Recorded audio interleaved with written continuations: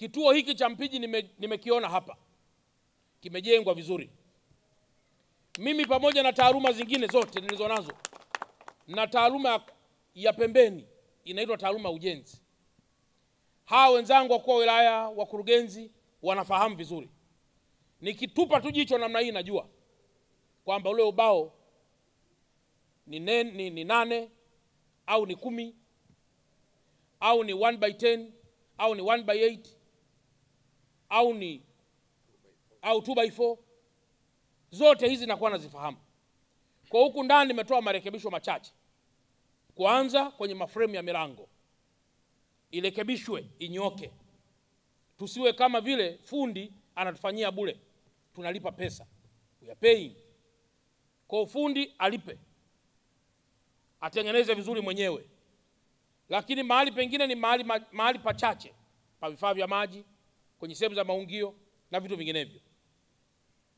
Tukisha rekebisha namna hiyo kituo hiki, hatujui nani atakuja kesho. Nyie mmewataji wananchi wa kawaida hapa.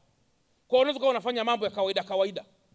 Lakini kesho anaweza kaja mtu hapa Mpiji hapa, akawa mbunge, akawa mkuu wa majeshi, akawa rais, akawa nani. Manake mkalazimika kukifanya kituo hiki kama kituo cha huyo rais.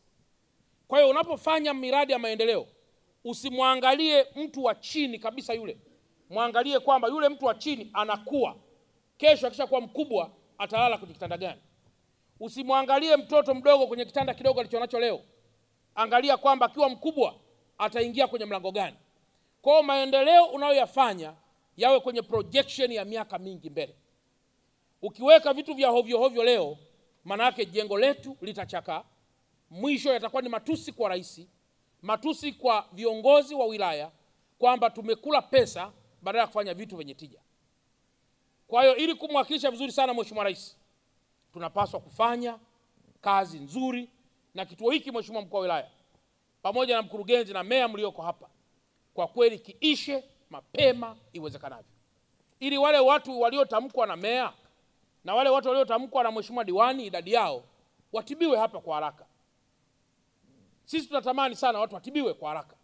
Na Mheshimiwa Rais sasa anachokifanya, miezi michache iliyopita ameajiri madaktari, ameajiri wauguzi, ameajiri manesi, ameajiri watu wa maabara, kaajiri watu wa madawa, kaajiri mabingwa.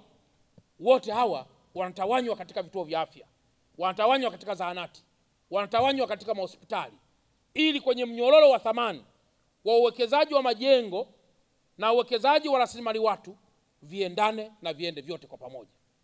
Samia oye! Gharama za mradi.